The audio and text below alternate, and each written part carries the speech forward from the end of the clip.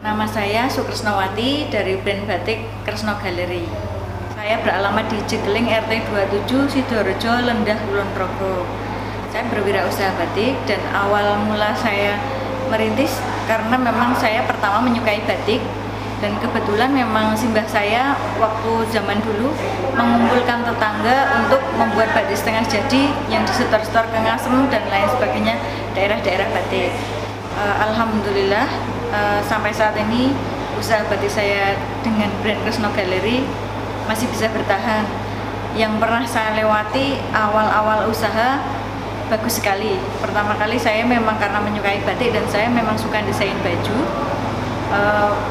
Saya punya banyak teman, banyak kenalan dan bekerja di berbagai hal, mulai dari saya sebagai tenaga kontrak irigasi, saya juga tenaga pendamping Kemenpora.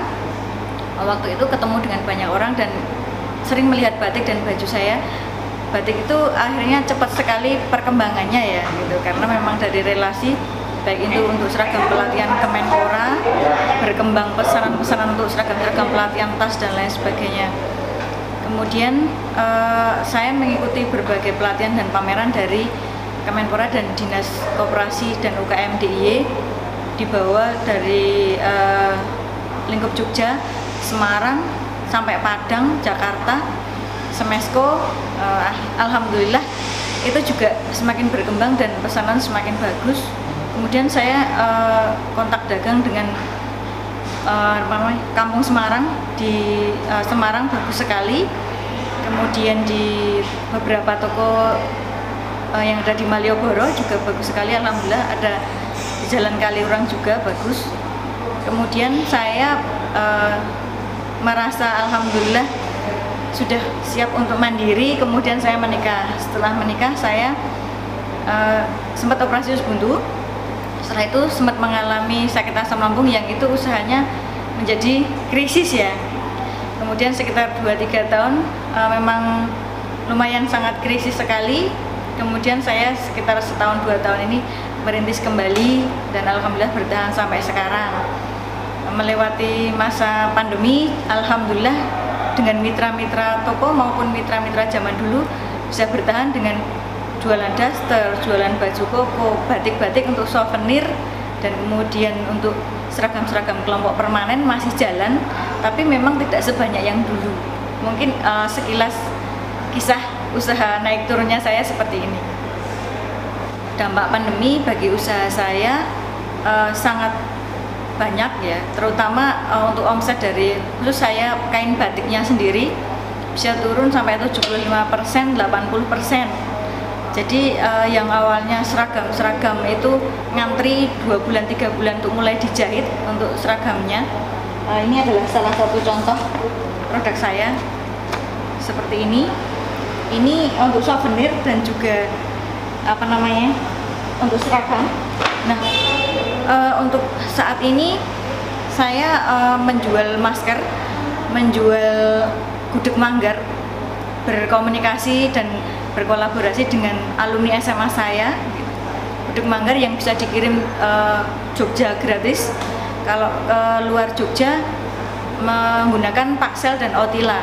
Jadi akhirnya yang saya semula fokus di batik khusus untuk seragam, jadi multi bisnis ya gitu.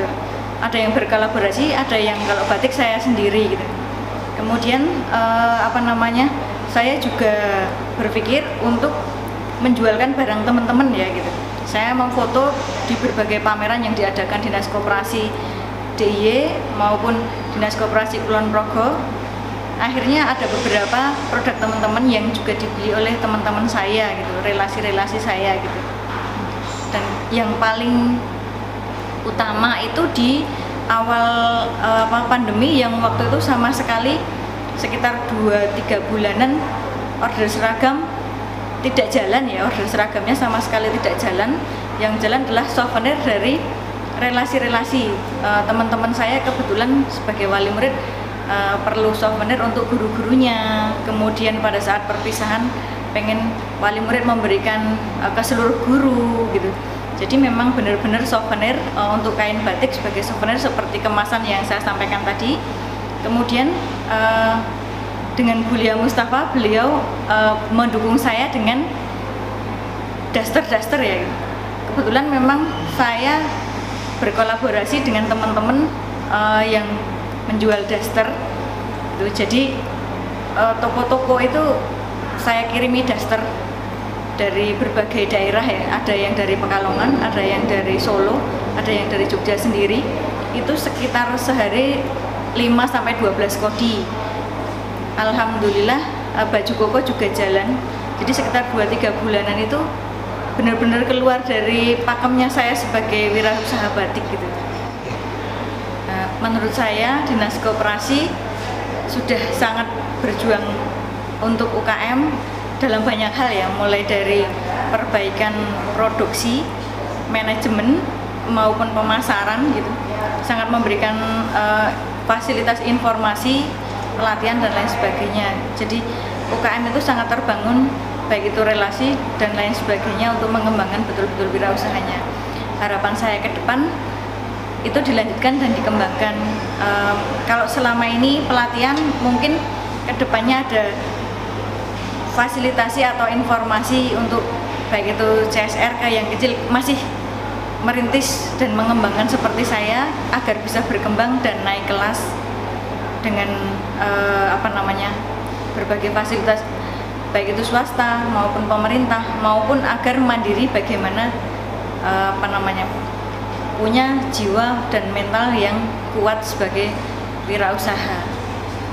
Saya mengajak teman-teman semua untuk tetap bersemangat dan tetap kuat dan tetap selalu berpikir positif untuk menghadapi pandemi, karena apapun yang terjadi bekal utama adalah sehat dan selalu berpikir positif, dan yakin apapun yang terjadi adalah semua atas izin dari Allah dan skenario dari Allah, dan Allah pun pasti akan memberikan jalan. Yang penting kita berusaha tetap optimis, semangat dan selalu berpikir baik. Saya Sukresnawati punya motivasi sebagai wirausaha. Apapun yang kita lewati baik ataupun buruk, memang kadang-kadang kita akan menjadi sedih ketika ada hal buruk terjadi sama kita. Tapi ada satu hal yang membuat saya kuat di dalam hati saya, itu selalu terbersit apapun yang terjadi. Jika hal itu buruk, sebenarnya itu bukan hal buruk, tapi hanya takdir Allah yang belum kita ketahui hikmahnya. Jadi harus selalu mencari hikmah, selalu berpositif thinking dan berusaha sekuat tenaga yang terbaik untuk menghadapi hidup dan masa depan yang lebih baik. Semangat!